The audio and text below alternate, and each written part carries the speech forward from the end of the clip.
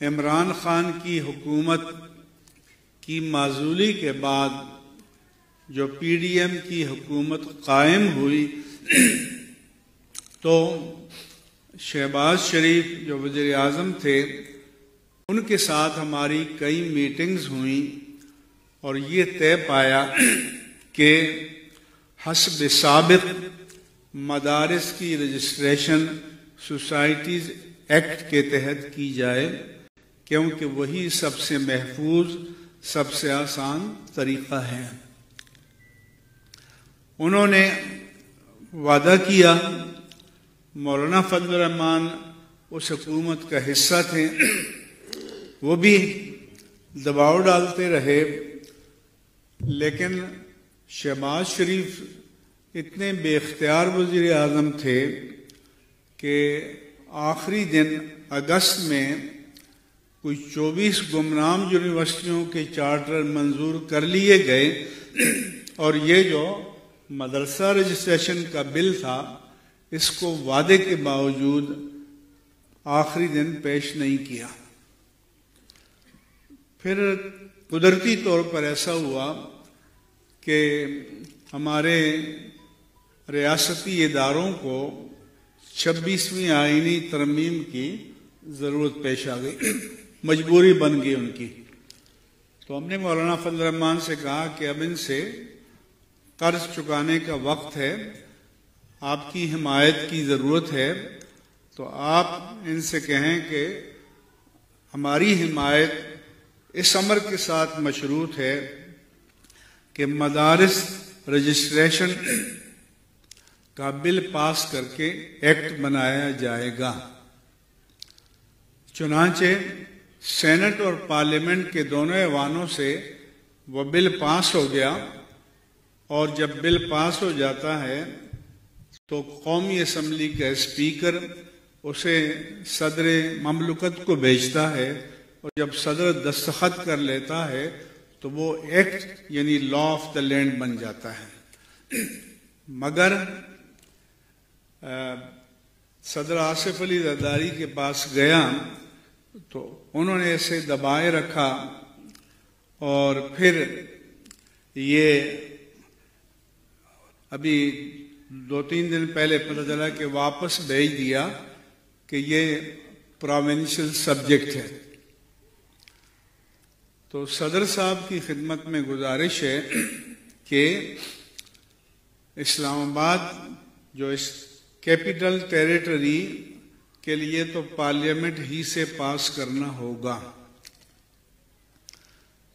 جیسے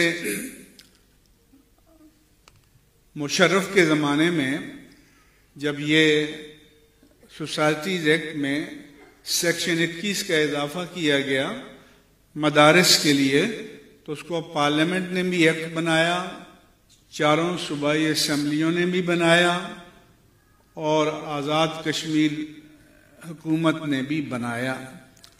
سو اسی طریقہ کار پر اسے اب کرنا چاہیے، کیونکہ اس میں اب یہ لکھ دیا گیا ہے کہ سوسائٹیز ایکٹ کے تحت رجسٹریشن کے بعد مدارس پر کسی اور قانون کا اطلاق نہیں ہوگا، کیونکہ آئے دن کبھی کہیں گے چیریٹی کمیشن سے کراؤ، کبھی فلاں کمیشن سے کراؤ، کبھی انتھروپالوجی کا ڈپارٹمنٹ ہے اس سے کراؤ، کبھی کوئی آتا ہے کبھی کوئی، تو یہ ڈرامہ بازی ختم ہونی چاہیے۔ اس لیے ہم اتحاد تنظیمات مدارس پاکستان کے پلیٹ فارم سے بھی دوبارہ اس مطالبے کا اعادہ کریں گے۔ ایک دھوکہ یہ دیا جاتا ہے کہ سوسائٹیز ایکٹ تو وزارت صنعت میں ہے، تو مدارس و تعلیمی ادارے ہیں، وزارت صنعت کے تحت کیا؟ تو وزارت صنعت کے تحت مدارس نہیں ہے، بلکہ مدارس کی جو انجمن ہے، باڈی ہے، ہیئت انتظامیہ ہے، اس کو وہاں رجسٹرڈ کیا جاتا ہے۔ اور صرف مدارس نہیں ہیں، کئی پرائیویٹ باڈی ہیں، ٹرسٹ ہیں، بہت سی تنظیمیں ہیں، رفائی خیراتی ادارے ہیں وہ بھی وہیں رجسٹرڈ ہوتے ہیں. تو اس کے بارے میں تو آپ نہیں کہتے کہ یہ وزارت صنعت، اچھا آپ وزارت صنعت سے ہٹا لیں، وزارت قانون کے تحت کر لیں. لیکن قانون ہم چاہتے ہیں کہ وہی ہونا چاہیے تاکہ مدارس میں جو عمل دخل ہے یہ ختم ہو کہ آئے دن کوئی تھانے سے آیا تو کوئی ایجنسی سے آیا تو کوئی فلاں سے آیا کوئی فلاں سے آیا. دوسرا فراڈ یہ کیا گیا کہ اکاؤنٹ بند کیے جانے لگے اور کہا گیا کہ FATF کا جبر ہے. تو حضور والا FATF کا مطالبہ تو یہ تھا کہ منی لانڈرنگ نہ ہو، اور منی لانڈرنگ کے معنی ہیں کہ رقوم کی غیر قانونی ترسیل نہ ہو. تو جب آپ اکاؤنٹ بند کر دیں گے تو پھر ظاہر ہے کہ غیر قانونی ہوگا، لوگ اپنے پاس رکھیں گے پیسے.